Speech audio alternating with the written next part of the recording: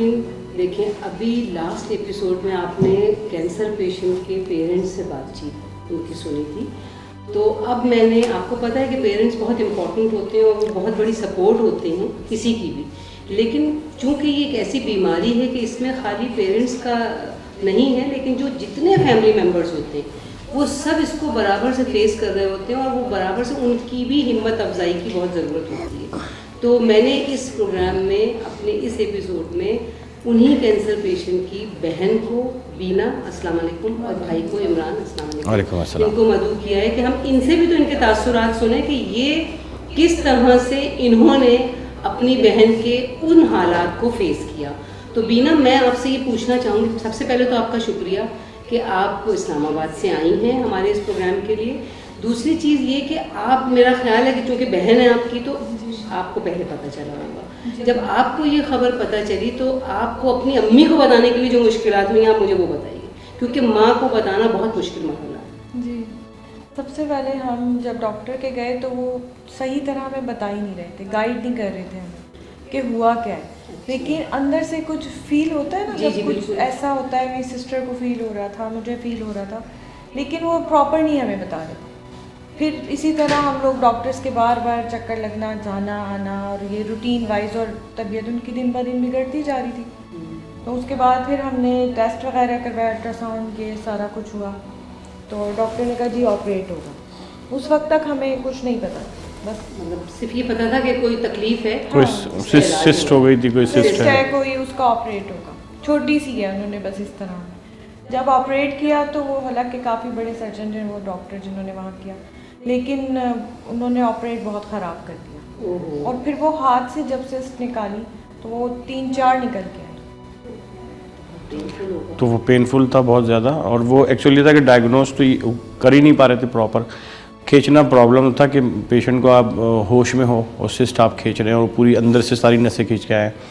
तो लेकिन उससे ये फ़ायदा हो गया कि उसकी जड़ें भी निकल गई, वो अंदर नहीं फैल सकी। लेकिन वो फिर भी डायग्नोज नहीं कर पाए थे कि ये है क्या, बस उन्होंने बोला ये है वो है। रिपोर्ट जो है ना वो आगे पीछे होती रही। फिर जो है इसको ये इन लोगों ये क्योंकि वहीं पे होती हैं दोनों बहनें, तो इनको प्रॉब्लम था कि अब हम बताएं घर पे या नहीं बताएं, क्योंकि मेरी मदर बहुत टेंशन लेती हैं, फादर भी। माँ है ना, माँ तो टेंशन लेगी। और फिर ये इतनी बड़ी बीमारी थी और अभी हमें यकीन भी नहीं था कि ऐसा है भी या नहीं, लेकिन मेरी सिस्टर की हालत बहुत ख़राब होती जा रही थी। हम अंदर ही अंदर दोनों बहनें आपस में वो होके रोने लगते थे, एकदम खामोश हो जाते थे। मतलब बहुत बुरी कंडीशन थी हमारी। ज़ाहिर है कि ये तो एक ऐसी चीज़ है ना कि सुन के ही, मतलब मैं तो ये सोच रही हूँ कि जिस वक्त आपने अपनी अम्मी को बताया होगा तो वो कराची में थी, आप इस्लामाबाद में थी, तो उनके दिल पे क्या बीती होगी। बस अम्मी को मैंने बहुत तरीके से बताया, क्योंकि पहले मैं खुद रोती रही काफ़ी ज़्यादा, समझ नहीं आ रहा था। मेरी सिस्टर रोने लगी और वो तो बिल्कुल ऐसे हो गई थी, बस कुछ समझ ही नहीं आ रहा था, मुसलसल रो रही थी।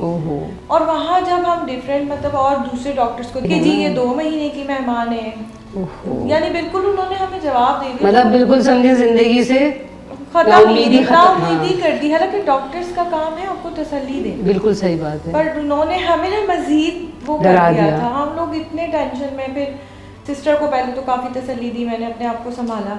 फिर मैंने मदर को कॉल करके पहले फादर को कॉल की, क्योंकि मेरे फादर जरा कर लेते हैं। हाँ नहीं, वैसे भी मर्द तो औरत के, माँ और बाप में यही तो फर्क है ना, बाप फादर स्ट्रांग होते हैं। बिल्कुल। फिर उन्होंने थोड़ा सा खुद करके फिर मेरी बात करवाई, तो मैंने बहुत तरीके से उन्हें समझाया, पर वो फ़ौरन ही रोना शुरू हो। ज़ाहिर है माँ तो जज्बात तो उनके, लेकिन खुशी या गमी जो होती है ना वो तो किसी न किसी केमिकल रिएक्शन हमारे जिस्म में हो रहा होता है, जिससे हमारा मूड अच्छा होता है या बुरा होता है। लेकिन उम्मीद का ना कोई इसमें लिंक नहीं है कि वो कोई केमिकल नहीं है। लेकिन अल्लाह ताला की तरफ से जब आपकी उम्मीद बनती है, आप किसी की ढारस बनाते हैं या उम्मीद देते हैं, ख़ासतौर पर जो मसीहा हैं, जो डॉक्टर हैं, तो उसके बाद आप काफ़ी हद तक आपके अंदर जो ना एक कॉन्फिडेंस आ जाता है लड़ने के लिए, आगे बढ़ने के लिए, विल पावर हो जाता है। लेकिन जब डॉक्टर आपको अगर नाउम्मीद दे दे कि जितनी मुश्किल है, अब आप चंद महीनों की मेहमान हैं, तो वहाँ पे बड़े बड़े लोगों के कदम जो है ना वो लड़खड़ा जाते हैं। बिल्कुल सही बात। और उस मौके पर जब आपके बच्चे अभी छोटे हैं, मतलब एक बड़ी बेटी उसकी कॉलेज में है, 9 साल की, 2 ट्विंस, एक बेटा बेटी ट्विंस हैं, फिर अब्दुल राफे 11 साल 12 साल, तो ये एज है, मतलब टीन एज में भी प्रॉपर नहीं है। तो उस वक्त फिर बंदा सोचता है कि कि मैं अपने आप पे तो हम सब तकलीफ बर्दाश्त कर रहे थे, लेकिन औलाद के लिए सोचता है कि क्या होगा, इनका आगे क्या होगा। फिर इस्लामाबाद से कराची जब वो यहाँ शिफ्ट हुई तो फिर यहाँ पे भी जो दूसरे हॉस्पिटल्स हैं वो कर तो सही रहे थे, लेकिन एक्चुअल जो एक गाइडलाइन होती है और एक तरीका होता है कि ये प्रोसीजर है और ये प्रोसीजर पे अमल करें तो सब हो जाएगा, लेकिन वो कोई नहीं दे पा रहा था। अच्छा। तो फिर बहुत 2-3 महीने तो इसी उसमें गुजर गए। फिर यहाँ पे आके जब टेस्ट कराया तो उनकी रिपोर्ट्स आई तो वो डिफरेंट थी और वो डेंजर थी कि अगर अभी फ़ौरन इस पे एक्शन नहीं लिया गया तो ये आगे जाके बिगड़ जाएगा, फिर आउट ऑफ कंट्रोल हो जाएगा। तो यहाँ पे जो दूसरे हॉस्पिटल थे फिर हमने वहाँ जाना शुरू किया, तो उनके पास तो एक ही हल होता है कि जी रिमूव कर दें। तो वो उसके बाद भी उनकी गारंटी नहीं होती कि ये फिर कंट्रोल इस पर हो जाएगा या नहीं होगा। खैर फिर इसी तरह फिर छोटे भाई ने एक डॉक्टर का बताया, लेडी डॉक्टर है वहाँ पे, उनसे ऑपरेशन कराया। फिर उन्होंने भी ऑपरेशन करके बोला कि ये हो गया है, क्लियर हो गया है, लेकिन इसका कीमोथेरापी और फिर रेडिएशन होना बहुत ज़रूरी है। फिर उन्होंने रेफ़र किया।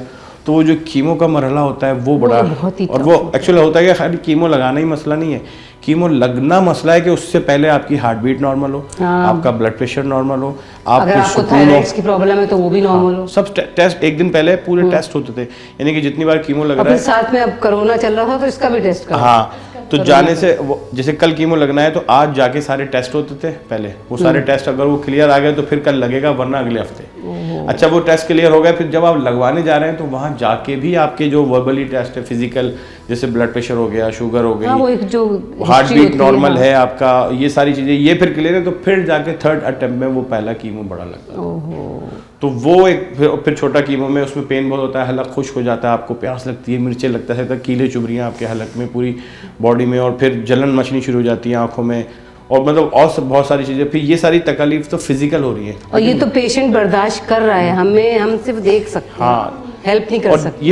ये फिजिकल तकलीफ है, लेकिन जो मेंटली टॉर्चर आप फील कर रहे हैं कि यार ये हो रहा है, इसके बाद भी क्या हो सकता है या नहीं हो सकता, वो असल प्रॉब्लम। सही बात है, क्योंकि ये कैंसर एक ऐसा वर्ड है कि बस ऐसा लगता है इसका कोई इलाज नहीं, बस इस पे जिंदगी अब खत्म हो गई। बिल्कुल। तो मतलब मैं ये जानना चाहूँगी कि आप लोग जाहिर है कि बहुत बड़ी सपोर्ट बन के आप लोगों ने बहुत हिम्मत अफजाई की है अपनी बहन की, और बहुत प्यार मोहब्बत से उनके ट्रीटमेंट में आप लोगों ने साथ दिया है। तो आपकी अम्मी अब क्या फील करती हैं, अब आप लोग कैसा फील करते हैं जब वो इस पूरे मरहले से गुजर गई और अब वो सर्वाइवर है?